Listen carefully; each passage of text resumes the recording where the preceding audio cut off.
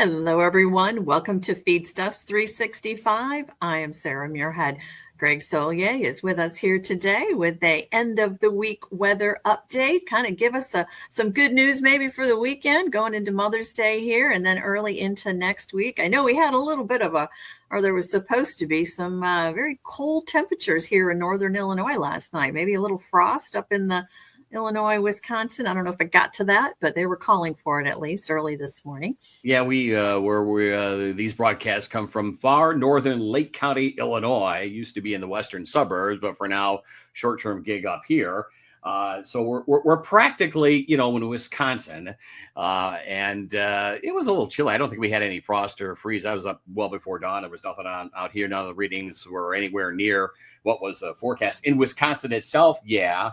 And more so into Michigan, those fruit trees are a little ahead of schedule. We'll talk about this on the headlines here. So there were some low to mid 30s and through some of those interior like Grand Rapids, Kalamazoo, Battle Creek areas, and north and east of there as well. So some of those fruit trees might have gotten a little bit of a nip. But cold for now. Meanwhile, it's going to be up like 90 or 95 across the Dakotas. And we think that's coming our way across the Corn Belt. But we wouldn't have anything. Mom wouldn't want anything better than picture perfect for this weekend. And so I think the weather guy is going to deliver. Very good. I know there were a bunch of guys getting out in the field early this morning when I was coming into the office. So that's always great to see. Greg, I'm going to put up your slides here and let you get at it. Okay, and a happy Friday here on the 9th of May. And as we had just mentioned, some low to mid 30s and some frost issues in the interior sections of Wisconsin, Dells area, Lake Geneva, points north from there, and again away from the Lake Michigan shoreline. And more significant was into Michigan. Michigan tends to be a better draining under the clear sky, light wind, radiational cooling type thing. So they tend to be under these circumstances with a northeast wind flow a little more wide open, if you will. Of course, we have the waters of Lake Michigan and Wisconsin and Illinois, northeast Illinois, to protect us. So in any event, that's over with. Our radio friends and pals down there in Champaign, Danville, Hoopston, Rantoul, Paxton, Tuscola, all those areas saying there's a little bit of something coming on up. In some select areas. Others, folks haven't been able to get out there, especially as you go south of I-70. But I think across the board, progress will be made here over the course of the weekend and probably through the first half of next week. The better corn numbers, if you've been keeping up to date, I think a couple of days ago, we had numbers of like 40% complete as a whole nationally on the corn side of things. 30% on the bean side of things, 3/4 of that, 75%, or even a little more, was located in Iowa, Nebraska, parts of far south and southwest Minnesota, southeast South Dakota, and the northern reaches of Missouri. Yeah, Greg, that's pretty much the entire western corn belt, but you get the picture. More advanced west-northwest, delayed, but getting better east and southeast, and there's heat. And if you've got timely rains, we'll take a look at the drought monitor. We've seen a little categorical worsening of those western corn belt areas, but if you've had timely rains and the heat, and you're ready to go, things are going to be hopping and popping from a emergence, growth, and development standpoint, especially in those corn belt areas to the west, and progress to be made planting to the east and southeast. There is readings for the day today up into the middle 80-degree range across a good part of South Dakota, and readings over the course of the weekends. Big Sky Country, north of the Black Hills, they're going to be up around 90 over the course of tomorrow and Mother's Day Sunday. And some of that heat will work into the plains and western Corn Belt areas as well. Not long lasting. And then the spread to the east, there may be some perhaps close to 90-degree weather later next week into some of the far southern areas of the Corn Belt. Meanwhile, it's water, and too much of it. Yeah, it always drains down in the Mississippi and Louisiana, but they're still dealing with the aftermath of some of that flooding the past week to 10 days down there. Apart from that, relatively good outdoor work and field work and emergence and growth and development in the Mississippi Valley corridor. Parts of Kentucky and Tennessee, again, they're draining out at the current time. Same with Arkansas. But you get east from about Jackson, Mississippi to about Atlanta in that corridor, the deep southeast, Cotton Belt country, good shape. You go farther east and north, there's rain in the forecast. But again, we'll take a look at the drought monitor. Much needed rain in some of those mid-Atlantic region. And we should be able to make relatively good headway down there with drought improvement. May come at a price with some too much rainfall in some spots and some of the wetter grounds, but it is what it is. 90-degree weather, as mentioned, across sections of southern Idaho, Big Sky country. That'll be slipping into the Dakotas next couple of days. That is 100 to 105 desert Southwest. Problem, and we've talked about this on recent get-togethers here the past few weeks. Not a lot of snow in the peaks over the southern Sierra, the southern mountains. You tap into that reservoir already with runoff, irrigation, cotton, all that's San Joaquin, Sacramento Valley, desert Southwest. Here we are. We're not even in June yet. We're kind of running into that problem of getting, the need to get a snow melt going into area irrigation systems, streams and rivers and all that kind of stuff. So that's the story across the west and southwestern reaches of the country. Matter of fact, past couple of days, Pacific Northwest, Eastern Washington, and Oregon had readings up into the 80s, at least the 90-degree air. East of the Cascades, west of there, Rogue River Basin, Willamette Valley, warm weather as well. So they continue to make good strides on growth and development. There is the drought monitor from Thursday.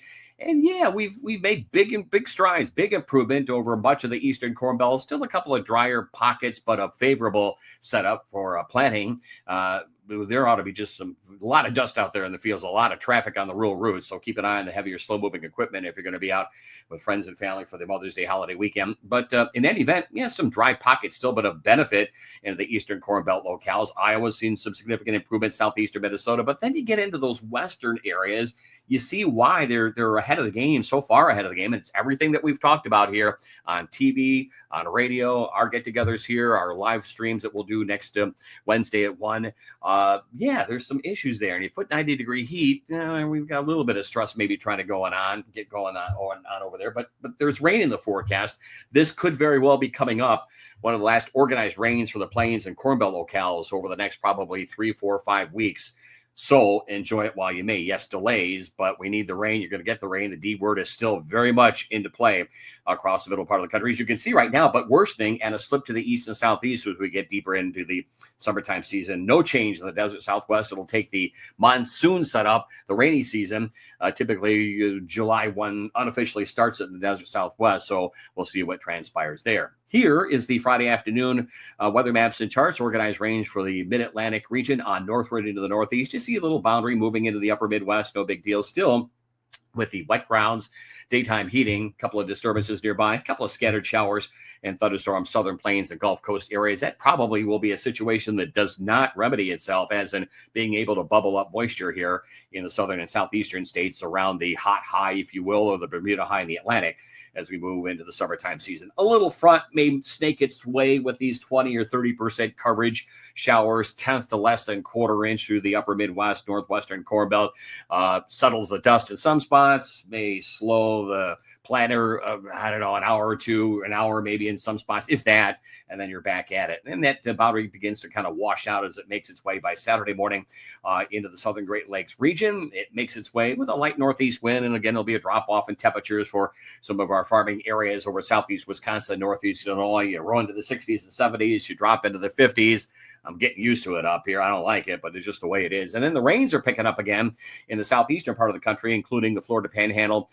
So some drought improvement there, and a system making its way into the Pacific Northwest late tomorrow. Then by Sunday, more rain in the forecast. Not the greatest of Mom's Day in Georgia and Florida, but drought relief as well for the Cotton Belt. They need it. That's a tough area. And you can see those isobars blowing from southwest to northeast across the plains. There is some 90 to 95 degree heat building across the Dakotas, Red River Valley of the North, southward in through Nebraska on Sunday. So the story goes, showers are over the southern and southeastern and eastern parts of the country on an organized basis. 1 to 2, some spots another 3 to 6 inches in that southeastern corridor. Rest of the country, including the Corn Belt, the plains high and dry. A little early season heat for Big Sky country, the Dakotas, moving into Nebraska, the Corn Palace area, Sioux Empire region, probably early next week.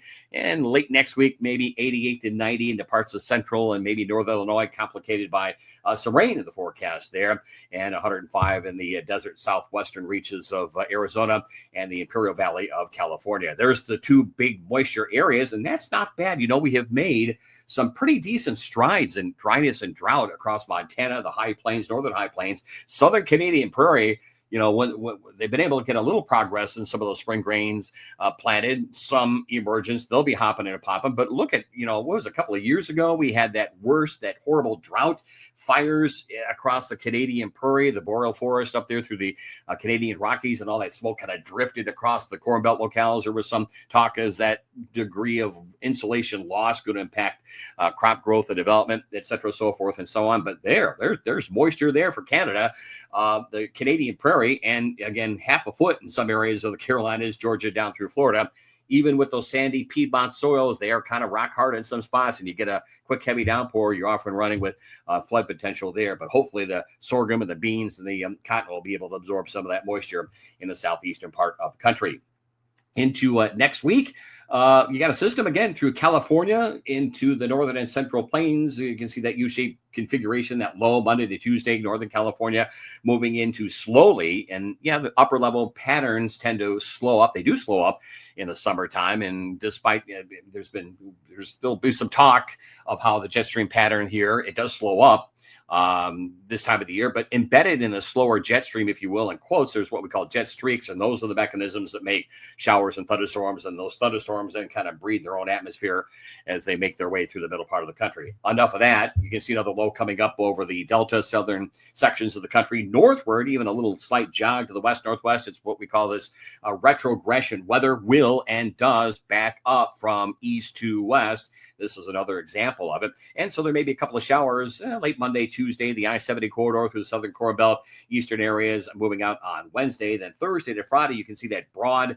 U-shaped bending through California into the northern Rockies, northern plains, a little low lifting into the southern Canadian prairie. So fronts will tend to get stalled out. When they run parallel or along those green lines, they don't move, and you get those little jet streaks and little disturbances along them. So you're chasing each day these 30 to 40 or 40 to 60% coverage outbreaks of late night, early morning, a break late afternoon to mid evening, and then do it on the overnight again. Clusters of showers and thunderstorms. When they repeat, you come up with a problem with too much moisture. If they're timely, you can work around them from planting, fieldwork, inspection, emergence, growth, and all that. And you keep your soil moisture in good shape. So it's a real, you're down to the nitty skinny here of trying to get things exactly where they need to be when you get into this kind of pattern, typical of late spring and summertime. And the weather systems as well at the surface, they come kind of benign. You rely on upper air features sometimes to trip off rain, but you can see that south wind into the plain states. There's 90-degree air, probably 80-something all the way into the southern Canadian prairie. There's a couple of fronts and lows that meander their way through the Canadian prairie,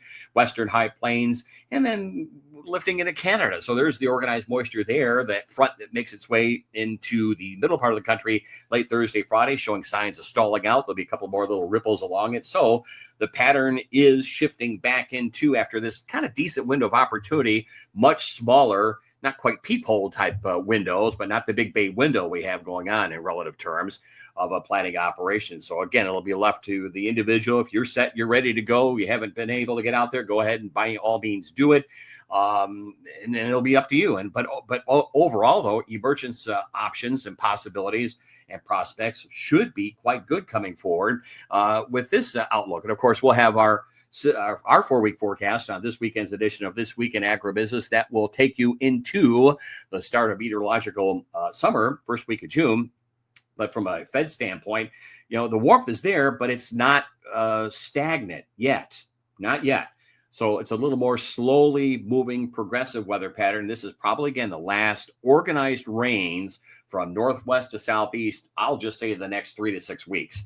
So they're not going to last that long, but the pattern shift will take that way, probably about 3-4 weeks at the most, maybe 5 to 6 out near eastern Corn Belt, to then move into the much talked about dry, increased drought-ridden weather pattern as we get deeper on into June and July. No shortage of rainfall here, so that still keeps the can of worms open. We're still going to be planting in June, probably so. Hopefully there's not a need for some replanting. And those, again, are the two last areas. Again, no endorsement of this model stuff from the National Weather Service, but it fits our bill here to talk about what's going on. So there's still rain in the forecast, and likely to be rain in the forecast at least probably into the first week or 10 days or so into the northern and central plains, Sarah. May take till mid-June, maybe the official start of summertime, even the last week of June, before they finally move out of the eastern Corn Belt areas. And then it's this ridge riding stuff, all or nothing. You'll get a quarter to half inch of rain, but you'll have to deal with a derecho. So what do you want? Hail, high wind, half inch of rain. And those systems will begin to roll their way out of the Canadian prairie through the far northern and eastern Corn Belt areas. And I think there may still be some pockets that may get washed out or may not get in a complete right timing in some of those eastern Corn Belt areas. So it'll be, once again, somewhere up the middle is perfect. Too much of a good thing east, not enough of a good thing west and northwest. They'll be in faster growth and development as well, coming off the heats that will transpire. And again, that opens up another problem. If you get all these rains, you got your seed developing. And I know the technology has improved, but if those roots sit in that moisture, then have to go look for moisture, and the moisture is not coming, well, that becomes another problem with your corn and soybean development. I'm not the official plant specialist by any means, but that's the way we understand it. 30 years of the business. It's nice to have the rain, but you got to have timely dry time to get those roots to go look for moisture. If you don't have it, you're into a bit of a problem as you go deeper into the summertime and growing season. Well, you know how it is. We want everything, the right amount of rain, the right amount of sunshine, the right amount of everything, right? That's what we need. That's all we're asking for, Greg. Otherwise, there's nothing to talk about at the coffee shop. I've learned that as well. These guys go out and, they get their work done. They go have their breakfast in the morning or an early lunch or supper, what have you. And they're chewing the fat. And I had a radio pal, Dave Gentry, at a station down in Champaign. So, you got, even if it's a perfect setup, everything's going on. They'll find something to work up and talk about. Oh, yeah, of course. So I'm supplying content for the guys and ladies over at the coffee shop going forward here in the weeks to come. There you go. Well, thank you so much. We'll check in with you next Tuesday to give us an update. And then next Wednesday I think it's the 14th, if I have that date right, at 1 p.m. right here on Feedstuffs 365. We'll do a longer term outlook, looking at the kind of the complete growing season. Is that what we're exactly what our scope will be? Yep. Yeah. Well, we'll fine tune what's going on here. Pardon me, for the rest of spring. The summer outlook, probably some tweaking, but don't foresee any complete wholesale changes to it. And we'll try to put together a couple of notes on the tropical weather season. Of course, that always has influence. It's thousands of miles away, but it does have influence in the upper pattern, especially for the southern and eastern plains and Corn Belt locales as we get into that time of the year. So we'll see what we have begun to put together in that thinking here down the line on Wednesday. Very good. All right. Well, thank you so much for the update, Greg, and we appreciate all of you tuning in with us as well.